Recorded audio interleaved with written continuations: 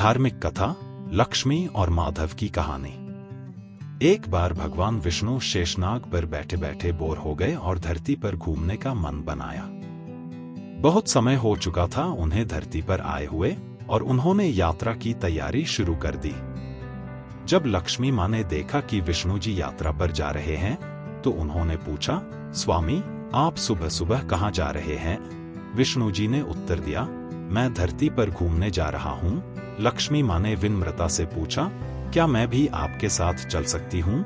विष्णु जी ने शर्त रखी, धरती पर पहुंचकर उत्तर दिशा की ओर बिल्कुल मत देखना। लक्ष्मी माँ ने इस शर्त को मान लिया और यात्रा पर निकल पड़े। धरती पर पहुंचते ही सूर्य देवता की पहली किरणें चमक रही थी। धरती हरियाली से लहलहा रही थी और शांति छाई हुई थी। लक्ष्मी माँ मंत्रमुग्ध होकर धरती की सुंदरता देखने लगी और भूल गईं कि उन्होंने उत्तर दिशा की ओर न देखने का वचन दिया था। जब उन्होंने उत्तर दिशा की ओर देखा तो वहां एक सुंदर बगीचा और खुशबू से भरा फूलों का खेत देखा। वे बिना सोचे समझे वहां गईं और एक सुंदर फूल तोड़ लिया। जब लक्ष्मी माँ भगवान विष्णु के पास लौटी तो विष्णु जी की आंखों में आंसू थे। उन्होंने कहा, तुम्हें बिना अनुमति के कुछ भी नहीं लेना चाहिए। यह चोरी के समान है और तुमने अपना वचन भी तोड़ा है। लक्ष्मी माँ ने अपनी गलती स्वीकार की और माफी मांगी। विष्णु जी ने कहा, तुम्हें अब 3 साल तक उस माली के घर नौकरानी के रूप में रहना होगा। तब तक मैं तुम्हें बैकुंठ बुलाऊंगा। लक्ष्मी माँ ने चुपचाप स्वीकार कर लिया और एक गरीब महिला का रूप धारण कर माधव नामक माली के घर गई।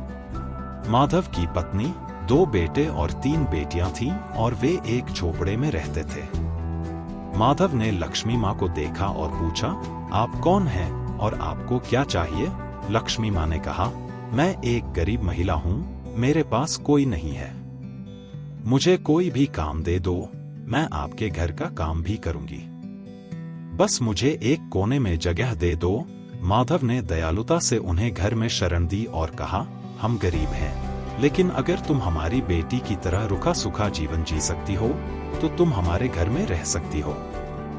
लक्ष्मी माँ ने 3 साल तक माधव के घर पर काम किया।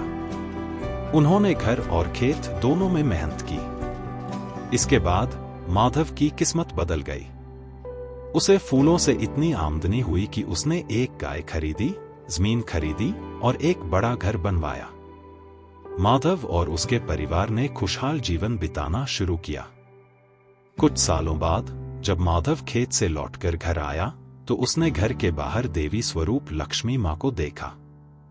माधव ने पहचान लिया कि यह वही महिला है जिसने उसकी किस्मत बदली। उसने और उसके परिवार ने लक्ष्मी माँ से माफी मांगी।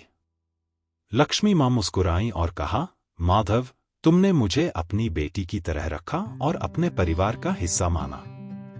मैं तुम्हें आशीर्वाद देती हूँ कि तुम्हारे पास कभी भी खुशियों और धन की कमी नहीं होगी।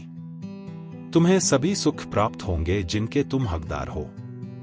फिर लक्ष्मी माँ अपने स्वामी द्वारा भेजे गए रथ में बैठकर बैकुंठ की ओर चली गई। माधव और उसका परिवार लक्ष्मी माँ की दया और आशीर्वाद से धन्य हो गए।